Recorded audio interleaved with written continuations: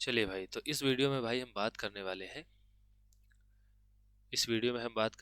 कुछ महत्वपूर्ण प्रमेय की, जिसके बिना अगर आप कक्षा 10 का त्रिभुज का जो है चैप्टर जो है अगर आप लगाना चाहते हैं तो नहीं लगेगा। ठीक है, अगर इन सभी महत्वपूर्ण प्रमेयों को आप समझ लेते हैं और सीख लेते हैं। यहाँ पर देखिए, प्रूफ तो सभी का नहीं पूछा जाता है, जो सिद्ध करने वाला है वो तो सबका नहीं पूछा जाता है। जैसे यहाँ पर अगर हम सिद्ध करने वाली प्रमेय की बात करें तो यहाँ पर एक प्रमेय होती है जिसको हम आधारभूत समानुपातिका प्रमेय कहते हैं, केवल इसका प्रूफ पूछा जाता है।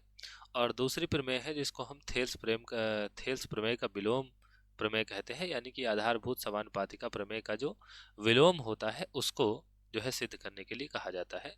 तो यही दो प्रमेय है जिनको जो है सिद्ध करने के लिए कहा जाता है, और इनके लिए हमने भाई अलग से दो वीडियो बना रखी है, तो उनको आप देख लेंगे। यहाँ पर केवल हम समझने वाले हैं इन प्रमेयों के बारे में, सिद्ध नहीं करने वाले, केवल समझने वाले हैं।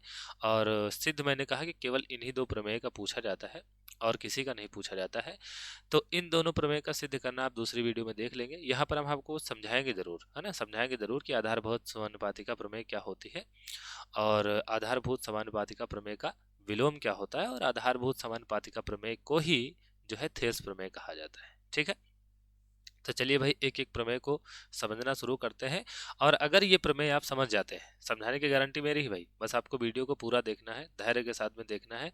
और अगर कुछ ना समझ में आए तो वीडियो को आपको वापस करके देखना है, क्योंकि बताया मैंने सब कुछ होगा। ठीक है, बस आप जो है उसको पकड़ने की कोशिश करना। ठीक है, तो यहाँ पर एक एक करके प्रमेय पे डिस्कस कर लेते हैं। टोटल हमारे पास में मान के चलिए कि 11-12 प्रमेय होती हैं त्रिभुज में, और बहुत ही आसान होती हैं। एक प्रमेय आप समझ जाते हैं तो उसका विलोम आप अपने आप समझ जाएंगे। ठीक है, तो आपको जो है धैर्य रखना है। बाकी ये मत सोचिएगा कि 11-12 प्रमेय है तो बहुत सारी प्रमेय हो गई, बहुत ही आसान होगा इनको समझना। ठीक है, तो चलिए शुरू करते हैं। सबसे पहले प्रमेय नंबर 1, जिसको हम कहते हैं भाई आधारभूत समानुपातिका प्रमेय। ठीक है, अब इसको यहाँ से कॉपी कर लेते हैं, अलग पेस्ट करते हैं ताकि जो है इसका मज़ा ना खराब हो, और इसके नीचे थोड़ा सा स्पेस भी बना रहे ताकि मैं आपको समझा पाऊँ। तो यहाँ से कॉपी कर लेते हैं और दूसरी जगह पेस्ट करते हैं। चलिए भाई, इसको हमने यहाँ पर कर लिया है। अब जरा समझ लेते हैं कि आधारभूत समानुपातिका प्रमेय कहती है क्या है। हालांकि आप लोगों में से ज़्यादातर लोगों ने जो है आधारभूत समानुपातिका प्रमेय पहले ही पढ़ ली होगी, लेकिन फिर भी हम आपको जल्दी से बता देते हैं। ठीक है, तो आधारभूत समानुपातिका प्रमेय क्या कहती है कि कह रही है कि यदि किसी त्रिभुज की एक भुजा के समांतर अन्य दो भुजाओं को भिन्न भिन्न बिंदु पर प्रतिच्छेद करने के लिए एक रेखा खींची जाए तो। ठीक है, तो एक डायग्राम बना लेते हैं। इसने कहा है कि यदि एक त्रिभुज की एक भुजा, ठीक है, यदि किसी त्रिभुज की एक भुजा के समांतर, ठीक है, किसी भी एक भुजा के समांतर और दो भुजाओं को अन्य बिंदुओं पर प्रतिच्छेद करने के लिए एक रेखा खींची जाए तो। ठीक है, यानी कि जैसे ये एक त्रिभुज है, ये एक त्रिभुज है, तो इस त्रिभुज में किसी भी एक भुजा के समांतर, जैसे अगर हम इस भुजा के समांतर एक रेखा खींचे तो इस तरीके से खींच सकते हैं, है ना। इस तरीके से जितनी भी रेखाएं खींचेंगे वो इस वाली भुजा के समांतर होंगी। ठीक है, इसी तरीके से अगर हम इस भुजा के समांतर रेखा खींचनी चाहें तो ऐसे ऐसे ऐसे ऐसे इस तरीके से समांतर भुजा, इस त्रिभुज की भुजा के समांतर रेखा हम खींच सकते हैं। और इसी तरीके से अगर हम इस भुजा के समांतर रेखा खींचना चाहें तो इस तरीके से जितनी भी रेखाएं खींचेंगे वो जो है इस भुजा के समांतर होगी है। तो ये प्रमेय कहती है कि यदि किसी त्रिभुज की एक भुजा के समांतर और अन्य दो भुजाओं को भिन्न भिन्न बिंदु पर प्रतिच्छेद करने के लिए एक रेखा खींची जाए। ठीक है, अगर आप किसी एक भुजा के समांतर रेखा खींचते हैं, जैसे मान लो कि भाई ये वाली जो रेखा है इसके समांतर एक रेखा ऐसे हमने खींची, तो वो जो दो अन्य रेखाएं होंगी, जैसे इस भुजा के तो समांतर आप खींच ही रहे होंगे, तो समांतर भुजाएं कभी काटती नहीं, तो इस रेखा को ये रेखा कभी काटेगी नहीं, लेकिन ये अन्य दो भुजाएं, ये वाली जो बची हैं, इनको भाई काटेगी। ठीक है, तो वही कह रहा है कि यदि किसी त्रिभुज के एक भुजा के समांतर अन्य दो भुजाओं को भिन्न भिन्न बिंदुओं पर प्रतिच्छेद करने के लिए, माने कि हम काटने के लिए ही इस भुजा को खींच रहे हैं, जो दो भुजाएं बची हैं, प्रतिच्छेद करने के लिए एक रेखा खींची जाए तो अन्य भुजाओं को एक ही अनुपात में विभाजित करेगी। इसका मतलब यह है कि यहाँ पर अगर हम एक रेखा खींचते हैं, एक रेखा ऐसे हम खींचते हैं, है ना, ऐसे हमने खींच दी, तो यहाँ पर इस त्रिभुज का नाम रख लेते हैं ABC, और इस रेखा का नाम जो हमने खींचा है इसका नाम रख लेते हैं DE।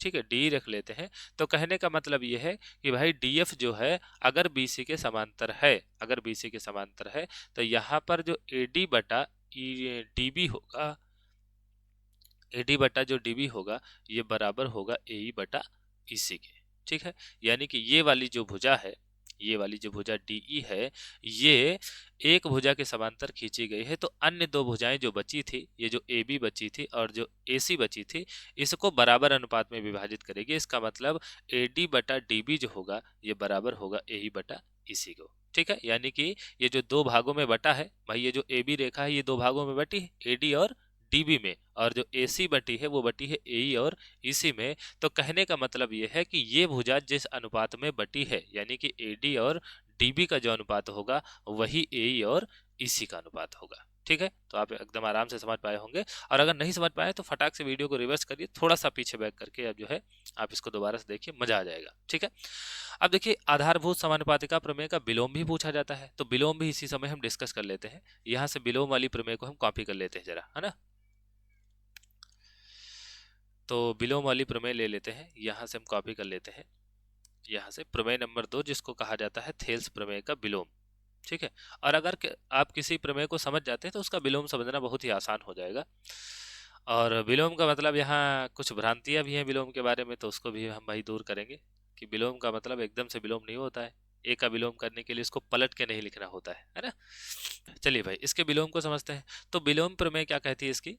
थेल्स प्रमेय का विलोम कहता है कि यदि एक रेखा किसी त्रिभुज की दो भुजाओं को एक ही अनुपात में विभाजित करती है, यानी कि एक रेखा त्रिभुज की दो भुजाओं को, जैसे ये दो भुजा हैं, ये अन्य रेखा हमने जो खींची है डीई, ये किन्हीं दो भुजाओं को एक ही अनुपात में विभाजित करे। इसका मतलब है कि दो भुजाएं ये हमने ए बी और ए सी ले ली, और ये जो डीई रेखा है ये ए बी को ए डी बटा डी बी यानी कि जिस अनुपात में विभाजित कर रही है उसी अनुपात में ए ई बटा ई सी को विभाजित करेगी। इसका मतलब ए डी बटा डी बी और डी बी बटा ई सी, ए डी बटा डी बी और ए ई बटा ई सी अगर बराबर होते हैं, यदि भुजाओं को एक ही अनुपात में विभाजित करे। एक ही अनुपात में विभाजित करने का मतलब है कि भाई इसका इसका अनुपात और इसका इसका अनुपात अगर बराबर होता है तो वह रेखा तीसरी भुजा के समांतर हो जाएगी।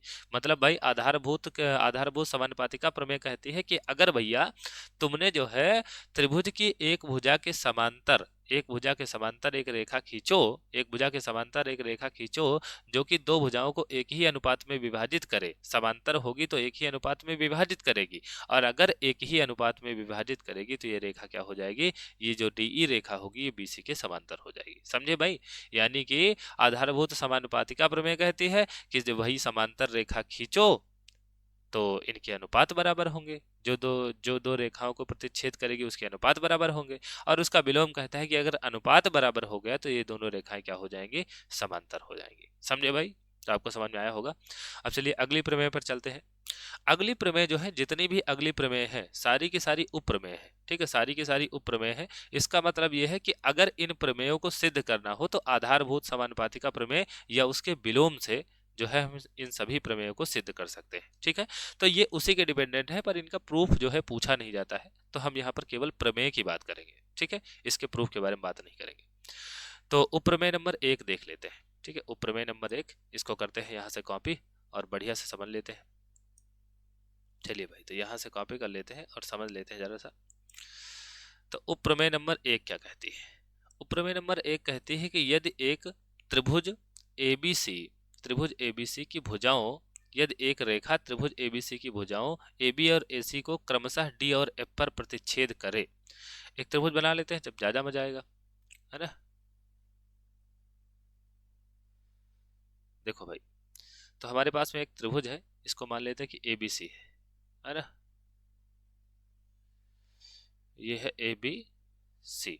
ठीक है, तो कह रहा है यदि एक रेखा त्रिभुज एबीसी की भुजाओं ए बी और ए सी को क्रमशः डी और ई पर प्रतिच्छेद करे, यानी कि एक भुजा जो है ए बी और बी सी को बिंदु डी और ई पर प्रतिच्छेद करती है तथा बीसी के समांतर है, तो ए डी बटा ए बी बराबर होगा ए ई बटा ए सी के। ठीक है, देखिए आधारभूत समानुपातिका प्रमेय क्या कहती थी? आधारभूत समानुपातिका प्रमेय कहती थी कि अगर एक रेखा, मान लो कि बीसी के समांतर एक रेखा हम खींचे, तो ये एडी बटा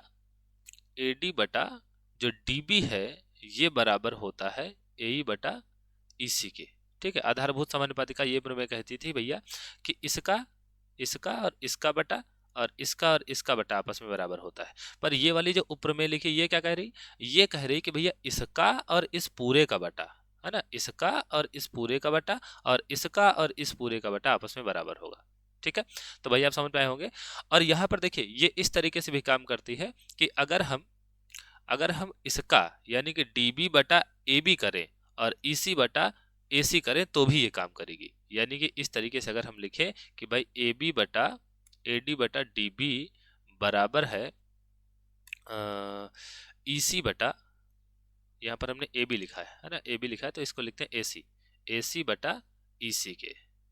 ठीक है भाई, तो यहाँ पर देखिए कहने का मतलब ये है कि आधारभूत समानुपातिका प्रमेय कहती है कि इसका बटा और इसका बटा आपस में बराबर होता है। लेकिन इस प्रमेय के हिसाब से हम ये सिद्ध कर सकते हैं कि इस पूरी भुजा का बटा इसके साथ में और इस पूरी भुजा का बटा इसके साथ में भी आपस में बराबर होगा। इसी तरीके से इस पूरी भुजा का बटा इसके साथ में और इस पूरी भुजा का बटा इसके साथ में भी आपस में बराबर होगा। ठीक है, मैंने कहा यहाँ पर प्रूफ नहीं पूछा जाता, नहीं तो मैं आपको जरूर करके बताता, लेकिन आप याद रखेंगे कि भाई अगर त्रिभुज में किसी भी एक भुजा के समांतर एक रेखा तुम खींचो और वो दो भुजाओं को दो अन्य जो भुजाएं हैं उनको दो अलग अलग बिंदुओं पर प्रतिच्छेद करती है, तो यहाँ पर याद रखना हमेशा आधारभूत समानुपातिका प्रमेय कहती है भैया कि इसका बटा इसका और इसका बटा इसका ये आपस में बराबर होगा। लेकिन इसके हिसाब से हम ये भी प्रूव कर सकते हैं कि इस पूरी भुजा का बटा AD के साथ में और इस AC भुजा का बटा AE के साथ में ये आपस में बराबर होता है। और इसी तरीके से इस पूरी भुजा का बटा DB के साथ में और AC का बटा EC के साथ में भी आपस में बराबर होता है। ठीक है, तो ये प्रमेय आपको समझ में आई होगी। यहाँ पर हमने उपप्रमेय तो एक बताई है पर इसके अंदर दो प्रमेय बताई है। ठीक है, चलिए अगली प्रमेय की बात करते हैं भाई। अगली प्रमेय देखिए क्या कहते हैं, तो उपप्रमेय नंबर 2। ठीक है, उपप्रमेय नंबर 2 बात करते हैं। और उपप्रमेय नंबर अगर आपको 2 समझ में आ जाती है तो तीसरी अपने आप समझ में आ जाएगी। तो क्योंकि जो उपप्रमेय नंबर 2 है उसका जो विलोम है वो उपप्रमेय नंबर 3 है। ठीक है, तो हम एक काम करते हैं कि दोनों को एक साथ लेते हैं तो ज्यादा मजा आएगा, है ना। देखिए भाई, तो कॉपी कर लेते हैं यहाँ से और यहाँ पर कर देते हैं पेस्ट। चलिए भाई, तो उपप्रमेय नंबर 2 देख लेते हैं। ये प्रमेय क्या कह रही है, कह रही है कि त्रिभुज के शीर्ष कोण का आंतरिक या बाह्य समद्विभाजक। ठीक है, तो सबसे पहले त्रिभुज बनाते हैं फिर आपको हम समझाते हैं आंतरिक और बाह्य समद्विभाजक क्या होता है। ठीक है, हालांकि बाह्य समद्विभाजक का प्रश्न जो है वो हाई स्कूल में तो नहीं पूछा जाएगा मुझे जैसा लगता है ना, लेकिन फिर भी एक बार मैं आपको बता देता हूँ कि आंतरिक और बाह्य समद्विभाजक होता क्या है। ठीक है, मान लीजिए कि ये त्रिभुज ABC है। ठीक है, त्रिभुज ABC है और यहाँ पर एक ये कोण A है। ठीक है, तो इसका समद्विभाजक खींचना है। तो इसका मतलब ये है कि यहाँ से इस शीर्ष से होते हुए एक ऐसी रेखा खींचनी है जो इस कोण को ये वाला जो कोण है इसको दो बराबर भागों में बांटते हुए आगे की तरफ निकले और सामने वाली भुजा को जाके काटे। ठीक है, तो इसको हम कहते हैं कि किसी भी शीर्ष कोण का आंतरिक या बाह्य समद्विभाजक। ठीक है, आंतरिक या बाह्य समद्विभाजक कोण का जो है आंतरिक या बाह्य समद्विभाजक होगा। ठीक है, तो ये जो है त्रिभुज के अंदर से इस कोण को दो बराबर भागों में बांटता है। अभी जो हमने खींचा वो इस तरीके से खींचा था, तो त्रिभुज के अंदर जो है बराबर दो भागों में बांटता है, तो इसको हम जो है आंतरिक समद्विभाजक कहते हैं। ठीक है, अब देखिए बाह्य समद्विभाजक क्या होगा। बाह्य समद्विभाजक ऐसे होगा कि इस कोण को, इस भुजा को थोड़ा सा हम आगे बढ़ाएं, है ना, इस भुजा को थोड़ा सा हम अगर आगे बढ़ाएं, जैसे ये वाली भुजा जो है इसको हम थोड़ा सा आगे बढ़ाएं इस तरीके से, है ना, इस तरीके से अगर हम आगे बढ़ाएं तो यहाँ पर एक कोण बनता हुआ आपको दिख रहा होगा। ठीक है, यहाँ पर एक कोण आपको बनता हुआ दिख रहा होगा।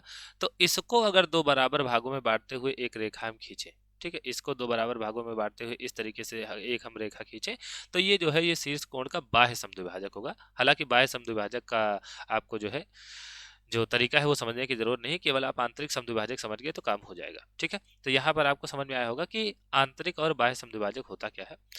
तो अब प्रमेय पर वापस आते हैं। तो प्रमेय क्या कहती थी कि अगर हम शीर्ष कोण का आंतरिक या बाह्य समद्विभाजक खींचे, यानी कि किसी भी कोण का कोई भी एक शीर्ष मान सकते हैं, चाहे इसको शीर्ष माने, चाहे इसको शीर्ष माने, चाहे इसको शीर्ष माने, इसका अगर हम जो आंतरिक समद्विभाजक खींचते हैं इस तरीके से, अगर हम आंतरिक समद्विभाजक मान लो कि इस तरीके से खींचते हैं, तो ये कहता है कि उस कोण को बनाने वाली भुजाओं के अनुपात में आधार को आंतरिक और बाह्य रेखाखंड में विभाजित करती है। इसका मतलब ये है कि अगर मान लो कि ये सामने वाली भुजा को डी बिंदु पर काटती है।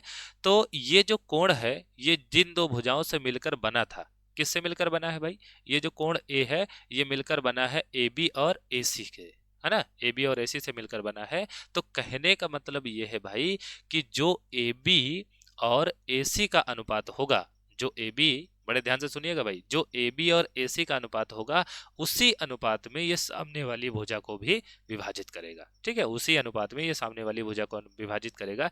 इसका मतलब ये जो है एक खंड जो बी डी बना है इसका बटा, और ये जो खंड डी सी बना है इसका बटा, ये आपस में क्या हो जाएगा? बराबर हो जाएगा। ठीक है भाई। और फिर जो इसका जो उपप्रमेय नंबर 3 है वो इसका विलोम है। विलोम क्या कहेगा भाई? विलोम कहेगा कि अगर हम एक कोण विभाजक खींचे, समद्विभाजक तो नहीं कहेंगे, है ना, विभाजक कहेंगे कि अगर हम एक कोण जो है विभाजक खींचे और ये जो है सामने वाली भुजा को जिस अनुपात में बांटता है, सामने वाली भुजा को जिस अनुपात में बांटता है वो, और ये जो जिन भुजाओं से मिलकर बना था उसका अनुपात अगर बराबर हो जाता है तो ये जो है, ये जो रेखा होगी ये इस कोण के लिए समद्विभाजक का काम करेगी। समझे भाई? यानी कि कहने का मतलब ये है कि हम जो है, हमें ये ना पता हो कि समद्विभाजक है कि नहीं, है ना, हमें ये ना पता हो कि समद्विभाजक है कि नहीं, केवल हम ऐसे एक रेखा खींच दें, और अगर रेखा खींच दें और ये जो इसका अनुपात आए, यानी कि जो दो भाग में बटा हुआ है इसका जो अनुपात आए वो अगर जिन भुजाओं के द्वारा कोण बनाया गया है उसके अनुपात के बराबर आ जाए, तो इसका मतलब ये जो रेखा हमने खींची थी कोण को विभाजित करने के लिए वो इसको बराबर दो भागों में विभाजित करेगी, यानी कि ये इसका समद्विभाजक होगा। ठीक है, तो यहाँ पर यही लिखा है कि यदि कोई रेखा त्रिभुज के आधार को आंतरिक और बाह्यता इस प्रकार विभाजित करे कि उसका अनुपात त्रिभुज की अन्य दो भुजाओं के बराबर हो। ठीक है, तो सामने वाली भुजा को कह रहा है कि भाई एक भुजा, शीर्ष से एक भुजा खींचो जो सामने वाली भुजा को दो बराबर भागों में बांटे, तो अन्य दो भुजाओं का जो अनुपात है, अन्य दो भुजाएं बचेंगी कौन? वही तो बचेंगी ना जिनसे कोण बना हुआ होगा, है ना, वही दो भुजाएं बचेंगी जिनसे कोण बना हुआ होगा। तो यहाँ पर देखिए सामने वाली भुजा को दो बराबर भागों में बांटा है, अगर इन दोनों भुजाओं का जो अनुपात है वो अन्य दो भुजाओं के, यानी कि जिनसे कोण बना है उसके अनुपात के बराबर आ जाए, तब विभाजन बिंदु को शीर्ष से मिलाने वाली रेखा शीर्ष कोण को आंतरिक या बाह्यतः समद्विभाग करेगी। तो विभाजन बिंदु को शीर्ष कोण से मिलाने वाली रेखा, ये जो एडी है ये भाई इस कोण को समद्विभाग करेगी, यानी कि बराबर दो भागों में बांटेगी। ठीक है भाई, तो अब चलो बात करते हैं उपप्रमेय नंबर 4 की। ठीक है, बस आपको प्रमेय समझ लेना है, फिर जब आप सवाल लगाएंगे और कोई प्रमेय वो बताएगा तो आपको एकदम से जो है वो प्रमेय याद आएगी, मजा आ जाएगा। ठीक है, तो चलिए बात करते हैं उपप्रमेय नंबर 4 की। ठीक है, उपप्रमेय नंबर 4 क्या कहती है, चलिए समझ लेते हैं भाई।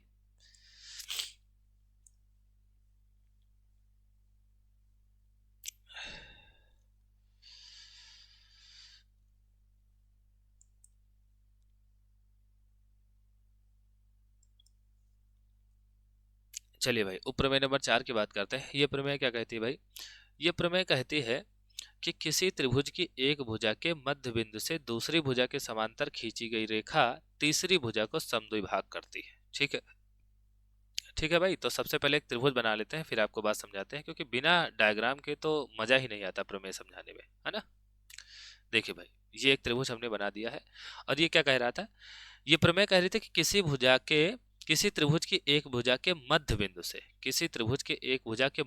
से, तो मान लो कि ये त्रिभुज है एबीसी, है ना, ये त्रिभुज है एबीसी, तो किसी भी त्रिभुज के एक भुजा के मध्य बिंदु से, तो एक भुजा का मध्य बिंदु चाहे आप जिसका मध्य बिंदु ले लें, मान लो कि भाई हम ए बी का मध्य बिंदु ले लेते हैं, ये वाला। ठीक है, ए बी का मध्य बिंदु यहाँ पर है डी, तो मध्य बिंदु से दूसरी भुजा के समांतर खींची गई रेखा। ठीक है, अब देखो भाई, अगर ये जो ए बी का हमने मध्य बिंदु लिया है तो कभी हम ए सी के समांतर तो हो नहीं सकते, है ना, ए सी के समांतर कभी नहीं हो सकते, क्योंकि अगर हम यहाँ से इस बिंदु से होती हुई रेखा खींचेंगे तो एसी के समांतर तो नहीं हो सकती है, तो दूसरी के समांतर हम खींच सकते हैं, यानी कि बीसी के समांतर खींच सकते हैं। ठीक है, तो अगर एक भुजा का मध्य बिंदु लेकर हम दूसरी भुजा के समांतर एक रेखा खींचें तो ये जो तीसरी भुजा है इसको भी ये जो है भुजा को समद्विभाग करेगी। मतलब कहने का ये है कि त्रिभुज की किसी भी एक रेखा को चुनो और उसके मध्य बिंदु से और एक और भुजा के समांतर तुम रेखा खींचो, तो जो तीसरी भुजा होगी उसको भी ये रेखा समद्विभाग करेगी।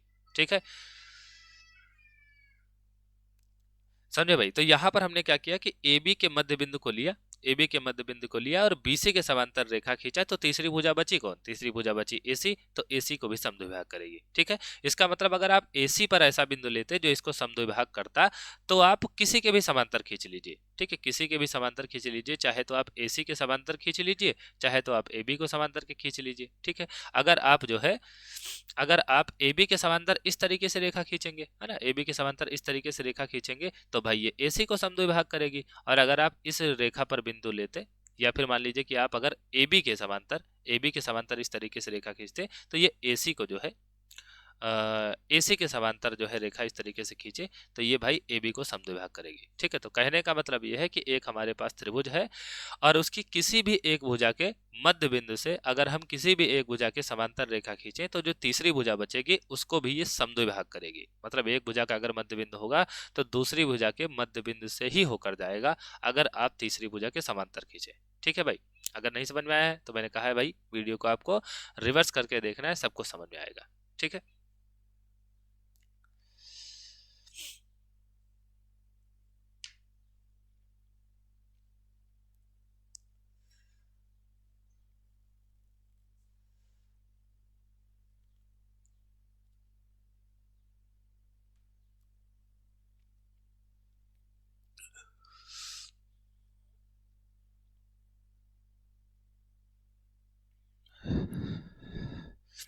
चलिए भाई उपप्रमेय नंबर 5 की बात करते हैं। जल्दी से यहाँ कॉपी कर लेते हैं उपप्रमेय नंबर 5।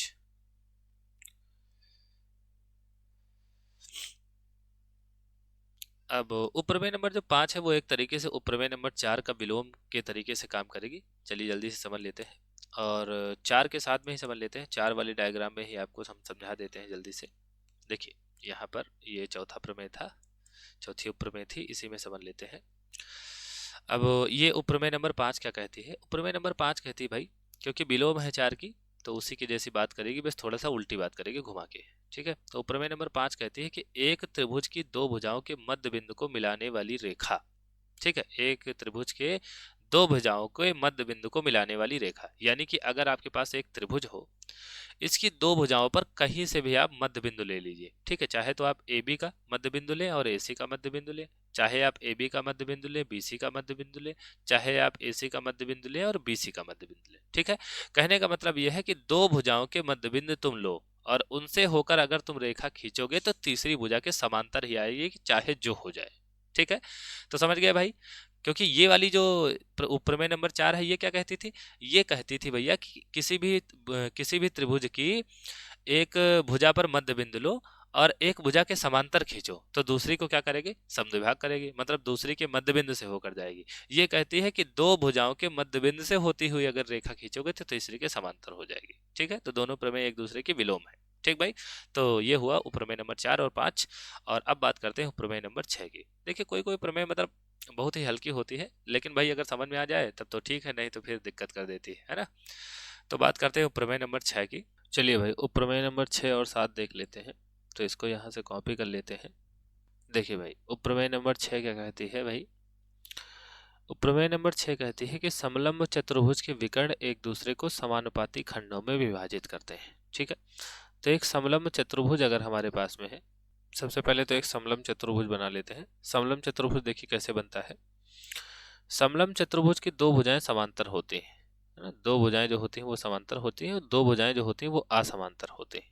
ठीक है, जैसे एक लाइन हमने ऐसे खींच दी और एक लाइन हमने ऐसे खींच दी। ठीक है, तो एक लाइन अगर हम ऐसे खींचें और एक लाइन इस प्रकार से खींचें तो ये एक समलंब चतुर्भुज होता है। तो समलंब चतुर्भुज की ये जो सामने वाली रेखाएं हैं, दो भुजाएं आपस में समांतर है, दो भुजाएं आपस में समांतर नहीं होती, ये दो भुजाएं जो है आपस में समांतर नहीं है। तो यहाँ पर ये जो प्रमेय है ये कहते हैं कि समलंब चतुर्भुज के जो विकर्ण होते हैं वो एक दूसरे को समानुपाती खंडों में विभाजित करते हैं। इसका मतलब क्या है भाई? अच्छा ये लाइन चली गई, को वापस लाते हैं। ठीक, वापस आ गई। तो यहाँ पर अगर हम विकर्ण खींचे, है ना, यहाँ पर अगर हम विकर्ण खींचे, विकर्ण किस प्रकार खींचेंगे? यहाँ से इस तरीके से इसको मिला देंगे, इस प्रकार से ना ऐसे मिला देंगे और यहाँ से ऐसे मिला देंगे। तो अगर हम इसका नाम रखें भाई ABCD, है ना, इसका नाम रखें अगर हम ABCD, ये A है, ये B है, ये C है, ये D है, और ये दो प्रतिच्छेद बिंदु है इसका नाम E रखें, तो ये जो विकर्ण हुए, जैसे कि ये वाला जो विकर्ण है, ये वाला जो विकर्ण AD है, ये दो भागों में टूट गया, AE और ED में। तो जो AE बटा ED होगा, AE बटा ED जो होगा, ये बराबर होगा ये वाला जो है भाई BE बटा EC के।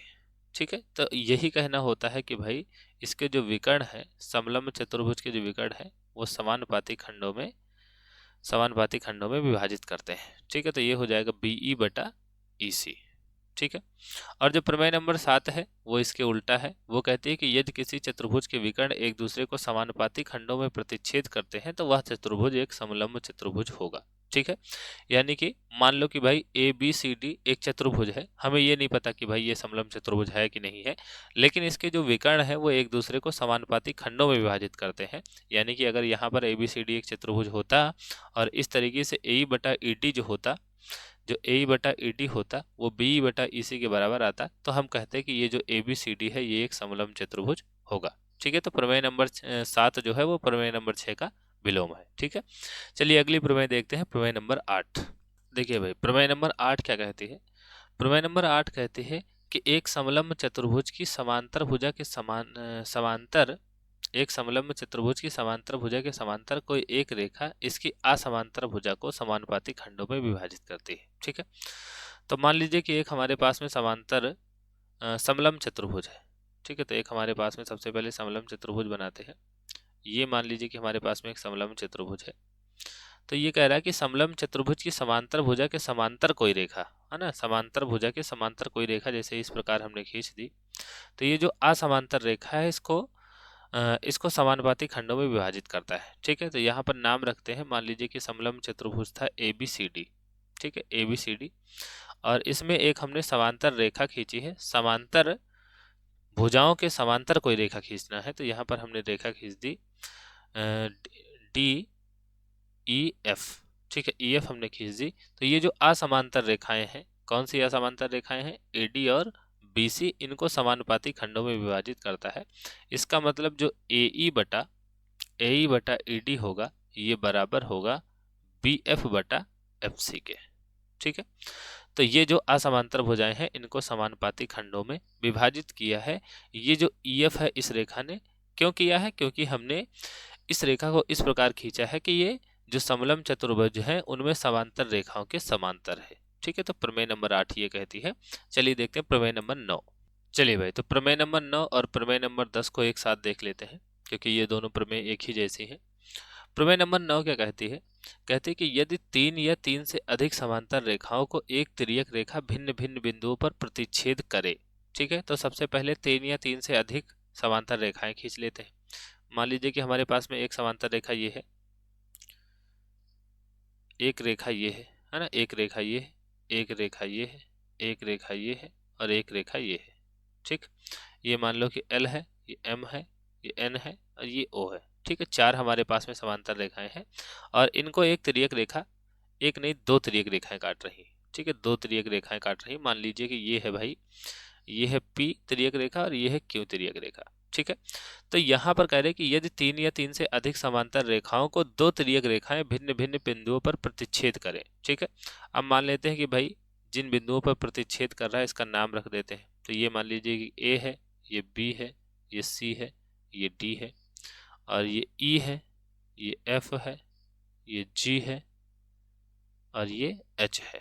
ठीक है, तो यहाँ पर कहना ये होता है कि इन रेखाओं द्वारा तिर्यक रेखाओं पर बने अंतःखंड समानुपाती होते हैं। अंतःखंड का मतलब अगर हम यहाँ पर AB बटा BC करें, AB बटा BC करें, यानी कि इस खंड का अनुपात इस खंड के अनुपात के साथ में करें तो यहाँ पर EF बटे GF के बराबर आएगा। ठीक है, इसी तरीके से जो BC बटा CD होगा वो FG बटा GF के बराबर आएगा। कहने का मतलब ये है कि ये जो खंड है और ये जो खंड है इसका अनुपात इसके सामने वाले खंड जो बन देंगे FG और GF के बराबर होंगे। ठीक है, तो AB बटा BC जो होगा ये बराबर आएगा किसके भाई, AB बटा BC बराबर आएगा EF बटा FG के, EF बटा FG के। ठीक है भाई, तो यहाँ पर ये वाली प्रमेय नंबर 9 ये कह रही थी। प्रमेय नंबर 10 देखते हैं। प्रमेय नंबर 10 कह रही कि यदि 3 या 3 से अधिक सरल रेखाएं अब यहाँ पर ये ना बताया जाए, क्योंकि प्रमेय नंबर जो 10 है वो प्रमेय नंबर 9 का विलोम है। तो अगर आपको ये ना पता हो कि 3 या 3 से अधिक रेखाएं समांतर हैं कि नहीं, तो यहाँ पर कह रहे कि यदि 3 या 3 से अधिक सरल रेखाएं एक दी गई तिर्यक रेखा से समान प्रतिच्छेदन बनाती हैं, समान प्रतिच्छेदन बनाती हैं, तब अन्य तिर्यक रेखा से भी समान प्रतिच्छेदन बनाएंगी। कहने का मतलब ये है कि अगर मान लो कि 3-4 सरल रेखाएं हों और आपको ये ना पता हो कि ये समांतर हैं कि नहीं, ठीक है, लेकिन ये सभी सभी जो अंतःखंड बनाती हैं, है ना, सभी रेखाओं के साथ में दो तिर्यक रेखाएं जो इनको काट रही हैं, इनके साथ में समान अंतःखंड बनाती हैं, यानी कि इनका अनुपात अगर बराबर होता है तो ये रेखाएं जो होती, पहली बात तो ये कह रहा है कि अन्य तिर्यक रेखा के साथ में भी समान प्रतिच्छेदन बनाएंगी। तो जिनके साथ, जैसे इसके साथ में और इसके साथ में ये ए बी बटा बी सी बनाया है, तो इन दोनों के साथ में ई एफ बटा एफ जी बनाएगी, यानी कि समान प्रतिच्छेदन बनाएगी। और आप ये भी कह सकते हैं कि फिर ये जो रेखाएं हैं जैसे एल एम एन ओ जो है, ये आपस में क्या हो जाएंगी, समांतर हो जाएंगी। ठीक है, ये है प्रमेय नंबर 10। अब चलिए प्रमेय नंबर 11 देख लेते हैं। देखिए भाई, प्रमेय नंबर 11 का कहती है, प्रमेय नंबर 11 कहती है कि एक चतुर्भुज की सम्मुख भुजाओं के मध्य बिंदुओं को मिलाने वाला रेखाखंड एक समांतर चतुर्भुज बनाता है। ठीक है, यहाँ पर मान लीजिए कि बनाता है लिखा है। ठीक है, तो हमारे पास में अगर एक चतुर्भुज है, ठीक है, एक चतुर्भुज है, कैसा भी चतुर्भुज हो सकता है, जैसे मान लो कि ये भाई ये एक चतुर्भुज है, ठीक है, ये एक चतुर्भुज है, ये एक चतुर्भुज है। तो यहाँ पर इसकी मध्य बिंदुओं को मिलाने वाला जो रेखाखंड होगा, ठीक है, जैसे इसका मध्य बिंदु ये है, इसका मध्य बिंदु ये है, इसका मध्य बिंदु ये है, इसका मध्य बिंदु ये है, ठीक है, और इन चारों को हम मिलाएं आपस में। ठीक है, इन चारों को आपस में हम मिलाएं, जैसे इस तरीके से मिलाएं भाई,